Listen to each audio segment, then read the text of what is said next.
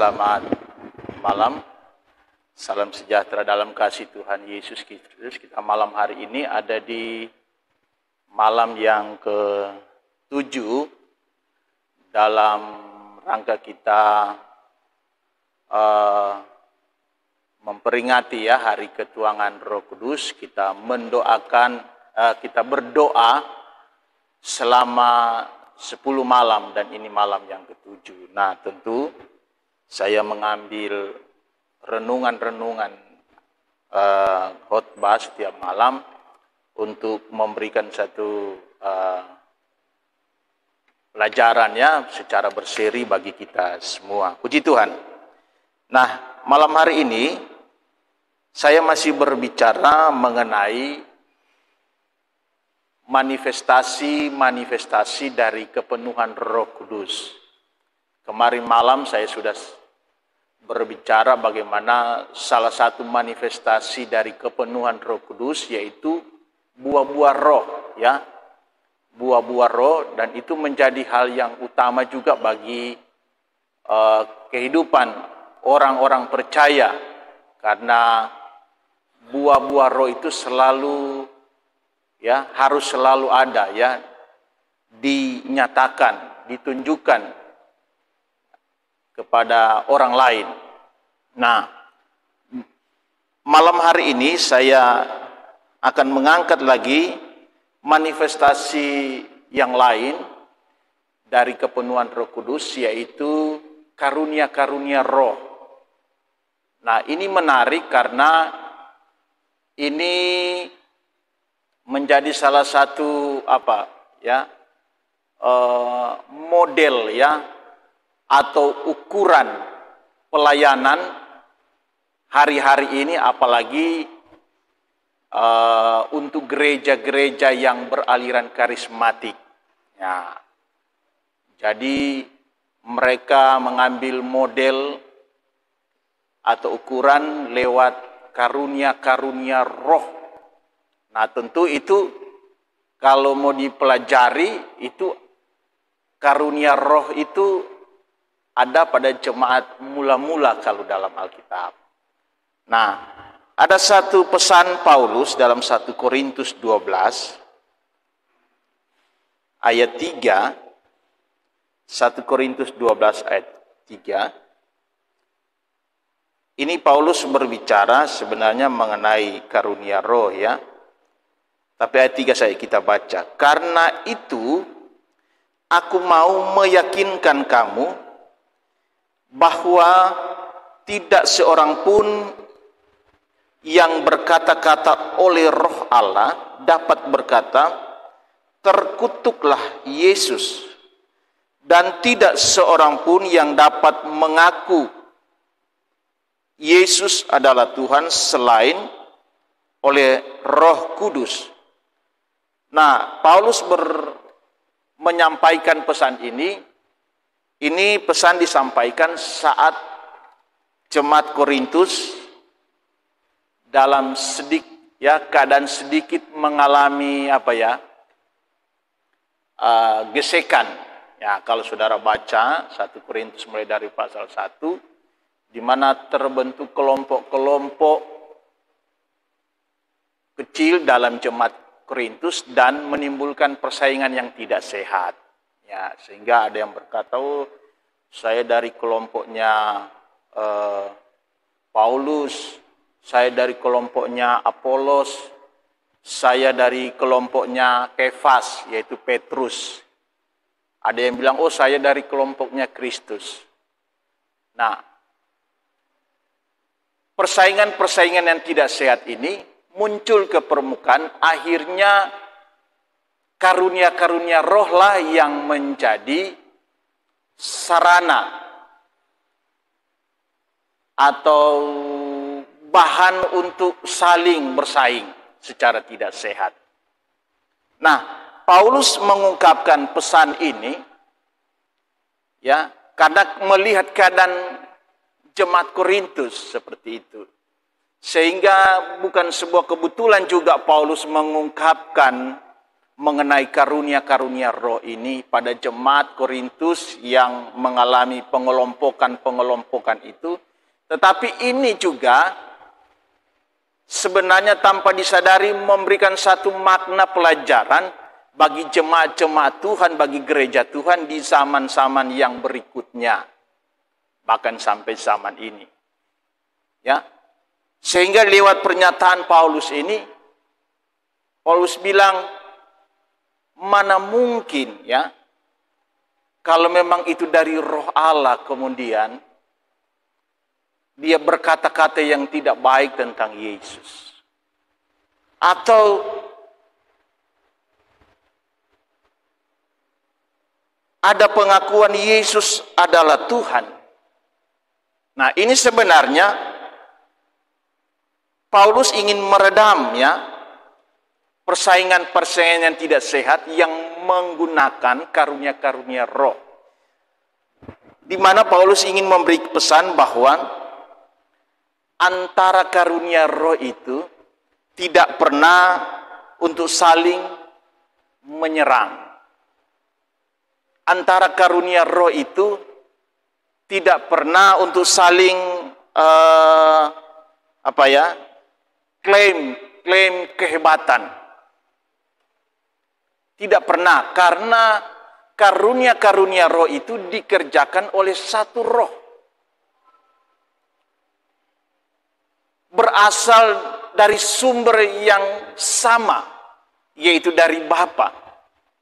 Jadi mana mungkin kalau memang dia berkata-kata oleh roh, kemudian dia berkata terkutuklah Yesus.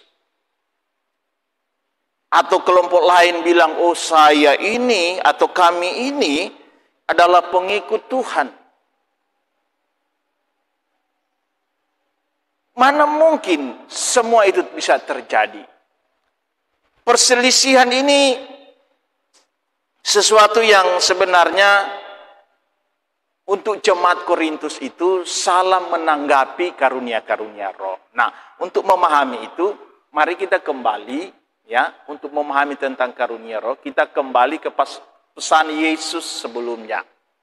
Yaitu di dalam Kisah Rasul pasal 1 ya, ayat yang sudah populer ini ya. Kamu akan menerima kuasa kalau Roh Kudus turun ke atas kamu dan kamu akan menjadi saksiku ya. Akan menjadi saksi. Kamu akan menerima kuasa. Ini pesan Yesus sebelum dia terangkat ke surga. Pesan yang diberikan kepada jemaat, kepada pengikutnya, kepada gereja Tuhan. Pesan ini adalah pesan yang tegas sebenarnya. Dan ini membuktikan bahwa Yesus terlebih dahulu memberitahukan bagaimana peran Roh Kudus itu begitu penting dalam mengawal gereja Tuhan, ya, dalam mendampingi gereja Tuhan selama berada di dunia ini untuk menyongsong kedatangan Yesus pada kali yang kedua. Nah, dari pesan Yesus ini kamu akan menerima kuasa. Ini bukan kuasa yang seperti kita pahami kuasa-kuasa yang ada di dunia, ya. Karena kata dunamis yang dipakai dalam kata ini menggambarkan satu kekuatan yang tidak ada bisa mendandingi, tidak ada kekuatan yang di atasnya lagi. Bukan seperti kekuatan-kekuatan yang ada di dunia, ya. Misalkan satu negara, contoh saja klaim Amerika, saya buat satu pesawat yang hebat, yang mantap, yang kuat. Tapi akhirnya muncul negara lain buat lebih hebat lagi. Jadi dia punya kehebatan itu saling tumpah tindih, ya. Masih ada kemudian negara lain buat lagi satu pesawat yang lebih hebat lagi. Jadi kekuatan yang dunia punya masih bisa ditandingi. Nah, dunamis atau kuasa yang akan dialami, yang diberikan kepada jemaat mula-mula, ada kuasa yang tidak dapat ditandingi lagi. Nah, ini menjadi modal ya bagi jemaat mula-mula, karena kekuatan atau kuasa ini memberikan satu pengertian mengenai kemampuan yang bersifat adikodrati, yang tidak bisa diterima secara akal. Sebuah kemampuan yang ajaib. Dan itu telah dipertontonkan oleh jemaat mula-mula lewat para murid-murid atau rasul-rasulnya yang luar biasa pada saat itu. Dan itu menunjuk kepada apa? Karunia roh.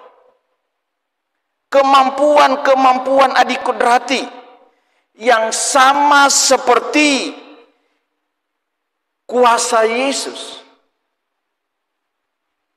Sama seperti yang Yesus lakukan. Itu jemaat mula-mula atau orang percaya dapat lakukan karena mereka telah dikaruniakan Roh Kudus. Nah, sehingga dengan hadirnya Roh Kudus ini, ya, maka karunia-karunia roh itu adalah bentuk suatu manifestasi dari kepenuhan roh. Menghasilkan satu kuasa, kekuatan yang hadir dalam bentuk karunia-karunia roh. Ya, karunia membangkitkan orang yang mati. Memang kalau di Alkitab tidak secara spesifik menyebutkan jumlah karunia. Ya, tidak secara spesifik mengidentifikasi berapa banyak karunia. Kalau kita lihat saja pelajari dari jemaat mula-mula ya, karunia-karunia roh itu yang luar biasa. Bahkan ada karunia ya yang memperhatikan ya pelayanan meja untuk memberi makan kepada orang-orang susah, kepada janda-janda. Itu karunia roh. Itu karunia, mungkin dalam hal memasak. Jadi karunia roh itu sesuatu yang kita buat ya untuk membangun gereja Tuhan dan merawat atau memelihara gereja Tuhan, menyongsong kedatangan Yesus Kristus kali yang kedua. Nah, kalau jangan samakan karunia itu dengan talenta ya atau skill. Kalau skill, talenta itu kita dapatkan lewat sebuah proses pembelajaran. Ya. Kita belajar seperti musik. Belajar dulu, belajar, akhirnya jadi tahu. Tapi kalau karunia ini adalah pemberian cuma-cuma oleh Bapa di sorga yang ditandai dengan kepenuhan Roh Kudus atau kehadiran Roh Kudus.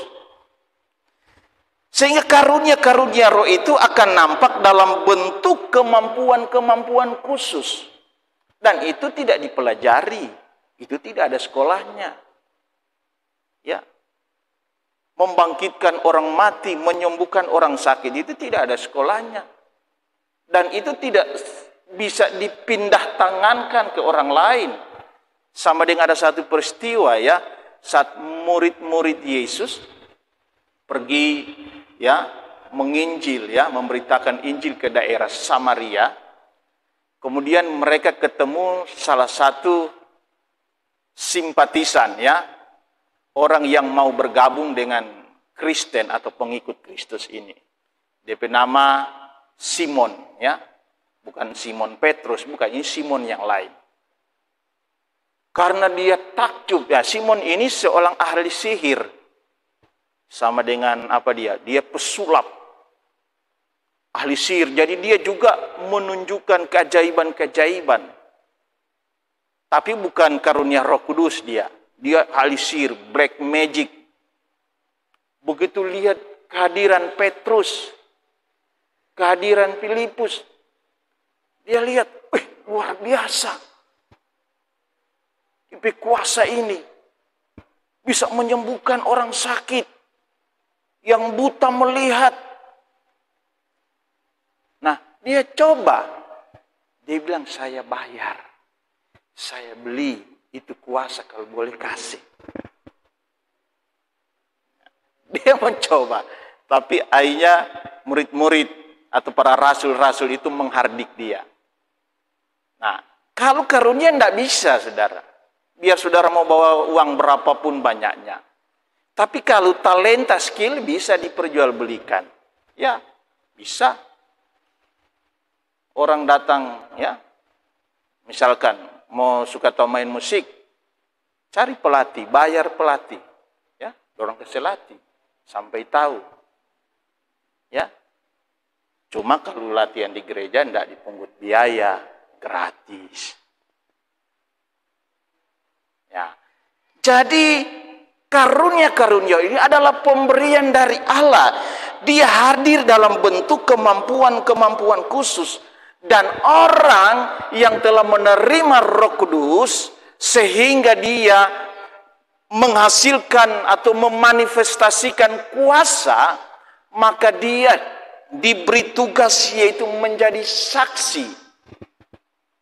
Menjadi saksinya Yesus. Yaitu suatu tugas. Sebenarnya saksi ini bukan hanya sebatas kita bersaksi kepada orang lain, mau beritakan Injil, sampaikan firman. Tetapi sebenarnya saksi Kristus itu adalah bagaimana hidup menyerupai Yesus. Hidup menyerupai Yesus. Baik dalam bentuk buah-buah roh maupun dalam bentuk karunia. Atau kemampuan-kemampuan khusus tadi. Dan jemaat mula-mula para rasul bisa menunjukkan itu, ya. Mereka hidup benar-benar menyerupai Kristus dari hal buah-buah roh, apalagi karunia-karunia roh. Yesus membangkitkan orang mati, para rasul juga bisa melakukannya. Kenapa? Karena ada Roh Kudus yang telah dicurahkan memenuhi mereka sehingga memanifestasikan buah-buah roh dan karunia-karunia roh itu. Nah, ini yang tidak dipahami oleh jemaat Korintus. Sehingga jemaat Korintus melihat karunia roh itu adalah sebuah pemberian yang telah seperti itu, sebuah penemuan dari diri sendiri. Sehingga mereka merasa bahwa karunia roh itu seperti ada hak paten. Cuma saya yang punya, orang lain tidak. Cuma saya yang ada karunia ini. Nah, jemaat Korintus ini terperangkap dalam ketidak memahami karunia-karunia roh yang diberikan itu. Ya, padahal kita tahu bersama bahwa kita ini cuma sarana. Pemilik karunia itu adalah Roh Kudus, yaitu Bapa. Kita cuma sarana. Kalau Allah Bapa mengizinkan Roh Kudus bermanifestasi dalam hal karunia roh, maka itu akan terjadi dan itu akan diberikan Roh Kudus. Akan dinampakkan oleh Roh Kudus. Nah, kalau seperti jemaat Korintus melihat karunia roh itu sebagai sebuah milik paten, seperti itu hasil penemuan mereka dari diri sendiri, ya, mereka akan merasa bahwa cuma saya yang punya karunia roh. Karunia roh saya lebih hebat dari kamu. Karunia roh saya lebih mantap. Nah, memang dalam hal karunia ini kita harus berhati-hati. Ya, berhati-hati. Karena ada banyak hamba-hamba Tuhan jatuh dari hal karunia-karunia roh, yang salah menanggapi karunia roh. Padahal karunia roh itu tidak pernah saling menghakimi, tidak pernah saling untuk menyerang atau mengklaim karunia saya lebih hebat. Tidak. Kita bukan pemilik karunia roh itu. Pemilik karunia roh itu adalah Bapa di sorga lewat kehadiran Roh Kudus. Kalau dia mengizinkan untuk dia manifestasikan, dia tunjukkan, dia nyatakan karunia roh itu, maka dia akan nyatakan. Dan itu harus terjadi dengan satu syarat, yaitu kepenuhan Roh Kudus. Ya, harus dipenuhi dulu dengan Roh Kudus. Nah, ini sebagai sebuah pelajaran sekarang. Jadi, orang yang punya karunia-karunia roh itu memang benar-benar harus hidup dengan rendah hati. Ya, harus hidup dengan rendah hati. Karena kehadiran karunia Roh Kudus itu sebenarnya adalah sebuah perlengkapan yang dikaruniakan oleh Bapa di sorga untuk mengawal pertumbuhan gereja dan mengawal penantian gereja menyongsong kedatangan Yesus. Karena kalau Yesus sudah datang, sudah tidak ada lagi itu karunia roh. Sudah dipakai. Ya, karunia roh itu hanya ada di dunia ini saja. Setelah kita bersama-sama dengan Kristus saat kita dijemput pada kali yang kedua, maka karunia roh itu tidak lagi diberikan atau tidak menjadi sesuatu yang dibutuhkan lagi. Karena kita sudah bersama-sama dengan Yesus. Ya.